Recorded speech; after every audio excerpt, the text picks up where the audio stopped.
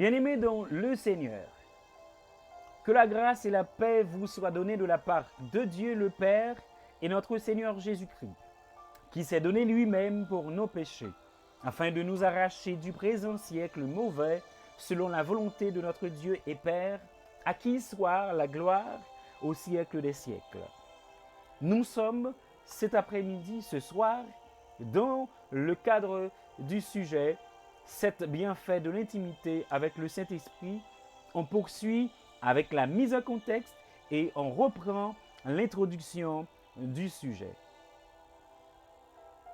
L'Église serait-elle un lieu d'aliénation sociale et marginale comme certains le mentionnent, en tenant compte des diverses conceptions contemporaines qui reprochent à l'Église d'être trop dogmatique parce qu'elle prétendent, selon les débatteurs, les disputeurs de ce siècle, pour répéter Paul, de tenir la vérité absolue dans un monde où la vérité est devenue subjective, où chacun vit dans son monde avec ses propres vérités. Par conséquent, l'Église pourrait-elle ou peut-elle suivre aveuglement les découvertes scientifiques, les avancées technologiques, comme si elles étaient faites ou inspirées de Dieu lui-même? On reproche même à l'Église d'être en connivence ou en complicité avec le néocolonialisme. Selon les penseurs modernes, l'Église façonne les gens, façonne leur comportement à partir de normes morales jugées oppressantes, notamment dans le domaine de la sexualité, du genre ou des choix de vie, comme le refus du mariage homosexuel, vu comme un conservatisme intolérant, et de la résistance au féminisme radical perçu comme patriarcal. Peut-on ignorer que ces changements de paradigme culturel, post-modernisme, de pluralisme moral et individualisme, comme une voix qui parle haut et fort contre les valeurs, les pratiques et la posture de l'Église dans la société? Pendant que le néolibéralisme fait la promotion pour le surtravail, la consommation et l'individualisme, de notre côté, le transhumanisme fait le rejet des limites biologiques et prône la fusion homme-machine. À cela s'ajoute le wokisme qui enclenche le déclin de la vie communautaire. Le déclin de la vie communautaire a fusionné l'identité personnelle avec la réussite personnelle professionnelle. Se proposant le wokisme comme idéologie devient la principale source de sens, d'identité personnelle et de réalisation spirituelle. Nous vivons dans un monde où le poids des idéologies, de l'influence sociologique, ne doivent pas être vus dans les lunettes de l'innocence. Les écoles, les médias, pour ne citer que celles-là, elles sont déterminantes dans le façonnement des pensées, dans l'interprétation des événements et dans l'organisation des relations sociales, interpersonnelles autour des systèmes de valeurs éthiques, culturelles qui poussent les chrétiens à abandonner les valeurs bibliques et spirituelles fondamentales, ce qui conduit l'Église de la confusion au syncrétisme et à la superficialité, ce qui devait orienter le croyant vers une intimité authentique avec Dieu, sont alors négligés comme l'amour, la foi, la justice, la sainteté, le pardon et l'humilité. Si le nouvel ordre mondial, le New Age, prône le relativisme spirituel et le syncrétisme religieux, le relativisme spirituel qui parle d'une spiritualité globale, tolérante et inclusive, dépourvue de vérité absolue, pendant que le syncrétisme religieux propose une fusion des traditions du christianisme, de l'hindouisme, du bouddhisme et de l'ésotérisme dans une vision universaliste, sans l'œuvre de la croix du Christ. Une spiritualité sans Dieu, avec le soi divin, une énergie universelle et de la réincarnation. Si l'on devait croire l'idée philosophique majeure exprimée dans les écrits de Nietzsche, Dieu serait mort. C'est-à-dire que la foi en Dieu s'est éteinte dans la culture occidentale. À la suite du rationalisme, du scientisme et des progrès scientifiques. Par ces idées, nous sommes face à un effondrement des valeurs absolues, un vide existentiel, une crise des fondements, ce qui fait que l'homme doit devenir le créateur de ses propres valeurs et s'affranchir de toute dépendance divine. Pourquoi parler de New Age alors qu'on réfléchit sur l'intimité? Nous souhaitons par cette approche vous faire comprendre l'objectif premier que poursuivent les décideurs de ce siècle, placés sous l'influence du diable Satan, le Dieu de ce siècle. Car selon les diverses croyances du New Age, Dieu est impersonnel. Cela supprime donc toute relation personnelle avec Dieu et nous empêche de lui parler comme un Père vivant. Ensuite, le New Age prône que l'homme est Dieu, ce qui annule la nécessité de se soumettre à Dieu. La loi d'attraction qui rejette la prière. La volonté de Dieu manifestée à travers ses plans et ses projets pour l'humanité. Pour l'homme, de ce fait, si Dieu est mort, que Dieu est impersonnel et qu'on priorise la loi d'attraction sur la prière, l'intimité devient une chose banale, sans importance.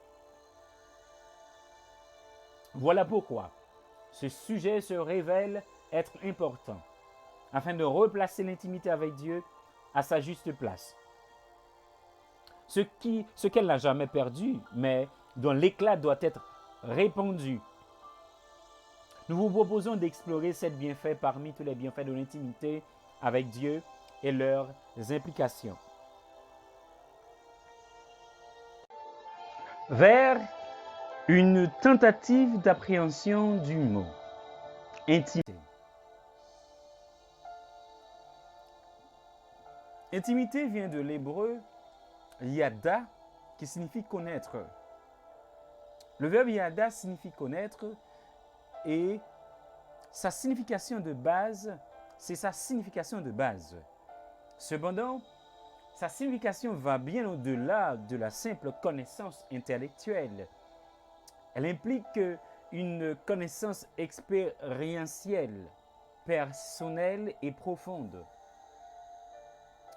C'est le mot utilisé en Genèse 4 premier pour décrire l'union physique et émotionnelle entre Adam et Ève.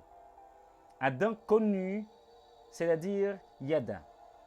Il ne s'agit pas d'un acte physique, mais de la forme la plus profonde de connaissance mutuelle. Il ne s'agit pas seulement d'un acte physique, mais de la forme la plus profonde de connaissance mutuelle.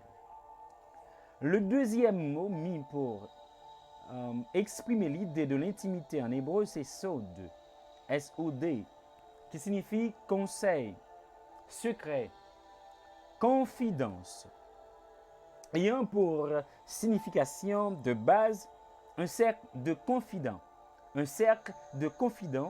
une assemblée intime, un secret ou un conseil partagé, c'est-à-dire dans le contexte de l'intimité, c'est le fait d'être dans le cercle de confiance le plus proche de Dieu. Le psaume 25,14 dit « L'amitié de l'Éternel est pour ceux qui le craignent ».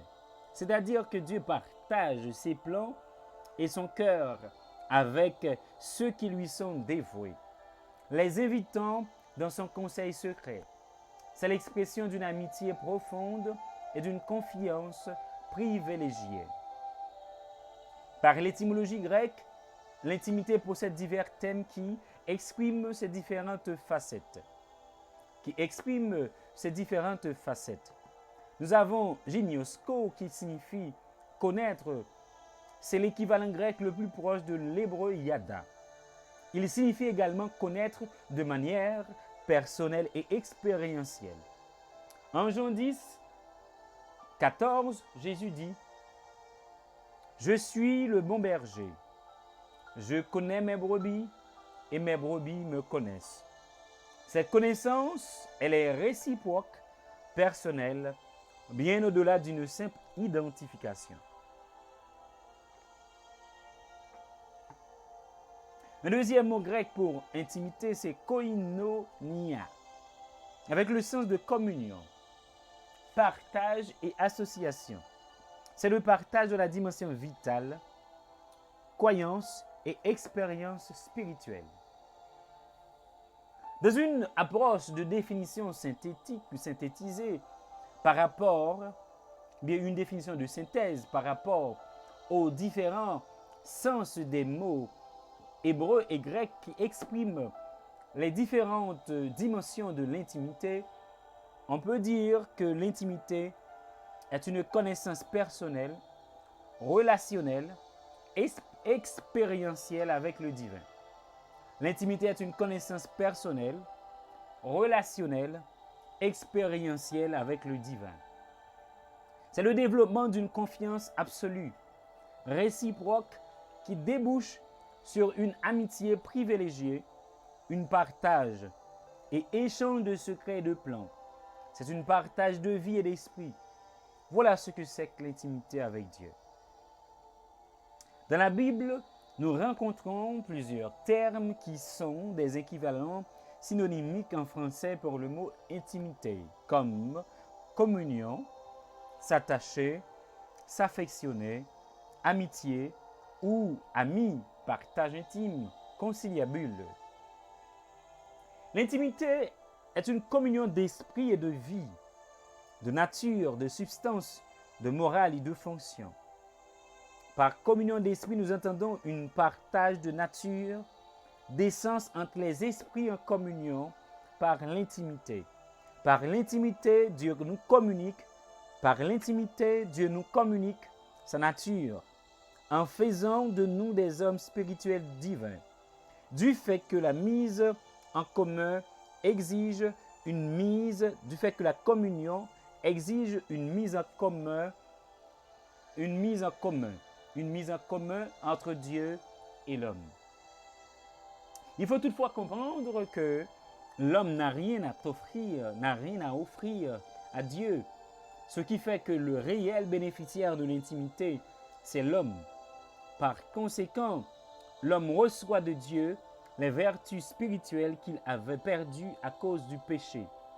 Par l'intimité, nous jouissons à une certaine dimension de tous les attributs de Dieu, soit de ses attributs non moraux, absolus, et même de ceux qui sont non communicables.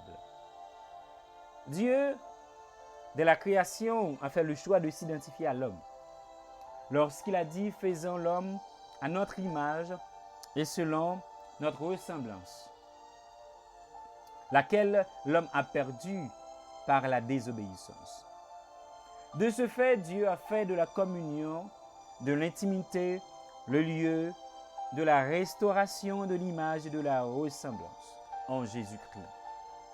Pourvu que Dieu veut que nous participions à sa nature, c'est pourquoi il nous a donné par son esprit tout ce qu'il nous faut pour vivre en lui restant fidèle.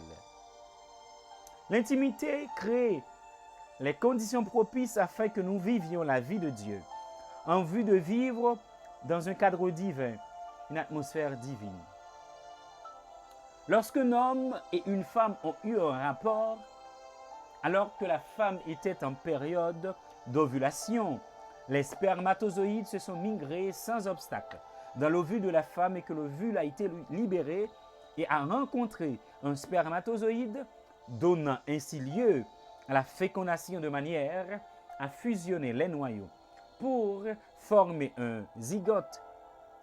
En absence d'inflammation ou de troubles hormonaux, l'embryon s'est formé sans ambiguïté.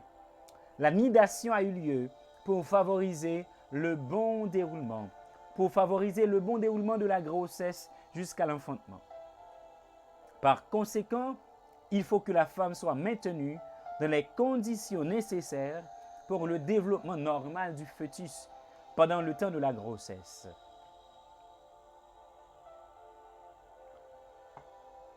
Il en est de même pour l'homme, quand il reçoit la semence de la parole, la semence de l'esprit. Il faut que cette parole fasse la conquête de son esprit et de son âme, afin que son âme, dans sa volonté, dans ses sentiments et son intellect soient convaincus, illuminés, que son cœur ait été pénétré par la parole et que son mode de pensée soit renouvelé. En d'autres termes, que son esprit et son âme aient été fusionnés avec l'essence de la parole et de l'Esprit de Dieu. La semence de cette parole qui a conquis le cœur doit alors trouver une atmosphère. Une atmosphère, un cadre propice à son développement, jusqu'à ce que Christ soit formé en nous et qu'il arrive à être enfanté. En fait, celui-ci doit se nourrir continuellement de la parole de Dieu. En fait, celui-ci doit se nourrir continuellement de la parole de Dieu, de l'adoration et de la prière. Et c'est ce qui offre, qui offre toutes ces possibilités, c'est l'intimité. Ce qui offre toutes ces possibilités, c'est l'intimité. En effet, la parole, c'est le sperma de Dieu. Elle transporte les gènes de Dieu, la vie de Dieu. Quand nous sommes en intimité avec lui, soit par sa parole, son Fils ou son Esprit, il y a union de vie. Non pas que Dieu reçoit de notre vie, mais c'est nous qui recevons de lui sa sainteté, sa justice, sa compassion, sa puissance et sa gloire.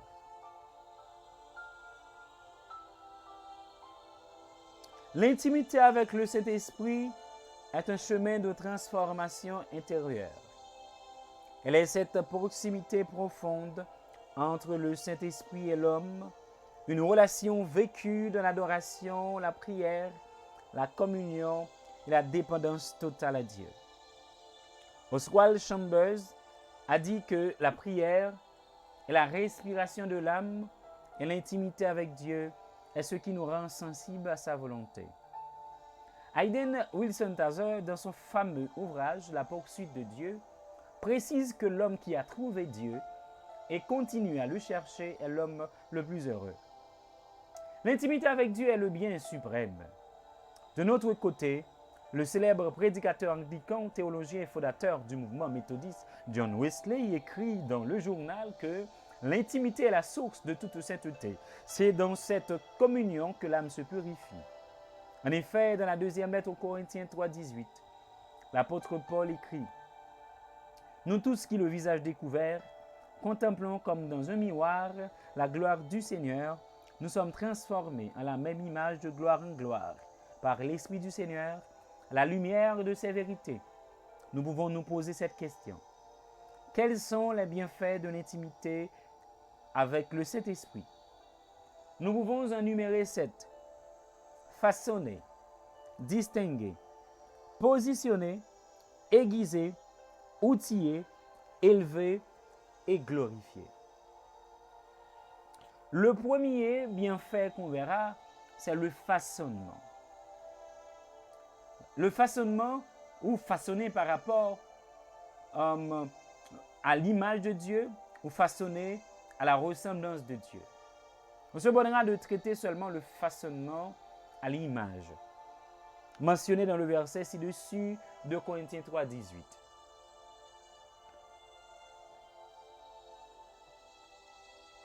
Le Saint-Esprit nous façonne à atteindre l'image de Dieu. Christ, dans sa dimension parfaite, dans sa stature parfaite, dans l'intimité en laissant notre cœur battre au rythme du sien, jusqu'à ce que sa volonté devienne la nôtre. Dans le façonnement à l'image, le Saint-Esprit travaille à plusieurs niveaux. Il travaille notre cœur, notre caractère, nos pensées. Quel est le but du façonnement à l'image de Dieu? Selon Hébreux 1er 3, C'est afin que, comme Christ est le reflet de la gloire de Dieu et l'empreinte de sa personne, et en soutenant toutes choses par sa parole puissante, a fait la purification des péchés, s'est assis à la droite de la majesté divine, dans les lieux très hauts, afin qu'on puisse nous-mêmes être aussi le reflet de Christ et l'empreinte de sa personne sur la terre des hommes de notre génération, afin de juger le monde et les anges après avoir été sauvés.